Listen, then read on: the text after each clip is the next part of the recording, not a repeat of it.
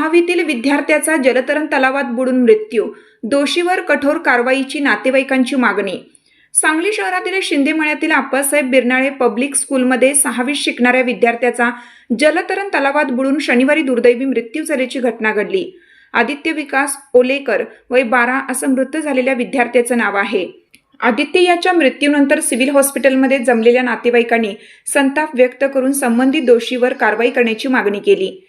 त्यामुळे तणाव निर्माण झाला होता। याबाबत अधिक माहिती अशी की कवठेमहांकाळ तालुक्यातील कोकळे येथील विकास ओलेकर हे शेतकरी आहेत।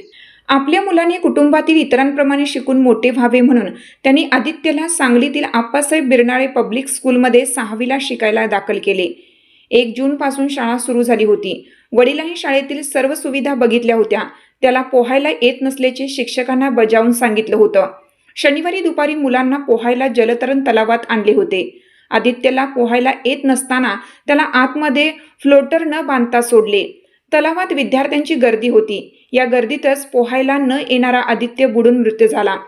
शनिवारी सायंकाळी 5:30च्या सुमारास आदित्य बुडून मृत झाल्याचे समजताच एकच खळबळ उडाली। तात्काळ त्याला सिव्हिलमध्ये आणले, परंतु तो मृत झाला होता। आदित्यचा मृत्यू झाल्याचे नातेवाईकांना कळताच सांगली व कोकळेतील नातेवाईक सिव्हिलमध्ये दाखल झाले। जलतरण तलावाची जबाबदारी असलेल्या संबंधितांच्या हलगर्जीपणामुळे मृत्यू झाल्याचे स्पष्ट झाल्याने नातेवाईकांनी संताप व्यक्त केला। बिरनाळे स्कूलमधील शिक्षक व कर्मचारी सिव्हिलमध्ये होते। नगरसेवक सागर बिरनाळे देखील आले। तेव्हा संतप्त नातेवाईकांनी त्यांना जाब विचारला।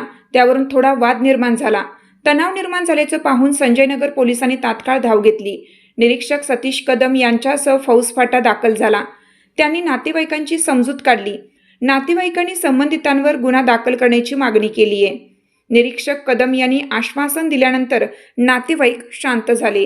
संजयनगर पोलीस ठाणे हद्दीत आज रोजी बिरनाळे स्कूल या ठिकाणी निवासी हॉस्टेलमध्ये शिक्षण घेणारा मुलगा नामी आदित्य विकास ओलेकर वय वर्ष 12 6वीत शिकत होता। तो स्विमिंगला गेला असता त्या ठिकाणी बुडून त्याचा दुर्दैवी मृत्यू झालेला आहे।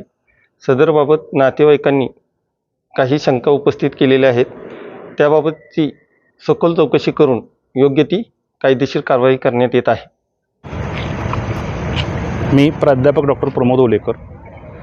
माझा लहान भाऊ विकास ओलेकर याच्या मुलाचं आज निधन झालेलं आहे।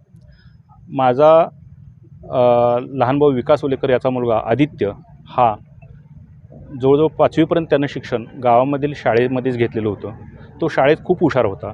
आमच्या कुटुंबातील जवळजवळ 15 ते 20 लोक हे IT कंपन्यांमध्ये किंवा सरकारी नोकरीमध्ये आहेत। अगदी अमेरिकेमध्ये सुद्धा माझा पुतण्या नोकरीला आहे। आणि माझाही मुलगा शिकावा, कारण तो जो माझा लहान भाऊ आहे तो त्याचं शिक्षण 12वीपर्यंत झालेलं आहे आणि त्याला असं वाटत होतं की माझाही मुलगा जसे बाकीचे शिकलेले तसं शिकावा। यामुळं आत्तापर्यंत गावी शिकलेल्या मुलाला त्यानं नवोदयची प्रवेश परीक्षा दिली। त्यानंतर 17 सैनिक स्कूलची परीक्षा दिली। सैनिक स्कूलमध्ये त्याला लांब प्रवेश मिळत होता, त्यामुळं तिथं त्यानं घातलं नाही आणि नवोदयीतला त्याचा थोडक्या मार्कात त्याचा प्रवेश हुकला। त्यानंतर त्यानं सांगलीतली एक चांगली शाळा म्हणून आप्पासाहेब बिरनाळे स्कूलमध्ये प्रवेश घेतला होता आणि त्याला 31 मेला शाळेत सोडण्यात आलेलं होतं।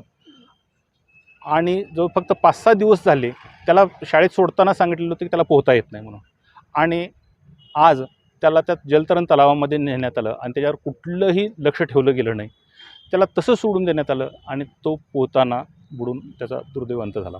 हा शाळेनं सदोष मनुष्यवध आहे आणि सदोष मनुष्यवधच नाही तर हा इन्स्टिट्यूशनल मर्डर आहे, संस्थात्मक हत्या माझ्या पुतण्याची केलेली आहे। आणि यामुळं माझ्या भावाचं संपूर्ण कुटुंब उद्ध्वस्त झालेलं आहे। त्याचा तो एकुलता एक मुलगा होता, एकुलता एक आधार होता आणि त्याचं वय केवळ 12 वर्षाचं होतं। त्याचे आजोबा त्या धक्क्यातून आता हॉस्पिटलमध्ये ॲडमिट झालेले आहेत। त्याच्या आईला हा धक्का सहन झालेला नाही आणि तिला तिची शुगर आणि BP प्रचंड वाढली आणि तिलासुद्धा एक सौम्य आता झटका अटॅक आल्यागत झालं असं डॉक्टरने आत्ता मला सिव्हिल हॉस्पिटलच्या सांगितलं। आणि एका कुटुंबाला अक्षरशः मातीमोल करण्याचं काम हे आप्पासाहेब बिरनाळे पब्लिक स्कूलनं केलेलं आहे। त्यामुळे त्यांच्यावर अत्यंत कठोरातली कठोर कारवाई करावी अशी आमची खूप मागणी आहे। आणि आम्हाला आता न्याय मिळणं म्हणजे काय आमचं सगळंच हरवलेलं आहे, तरी पण जेवढं शक्य होईल तेवढं देण्याची विनंती।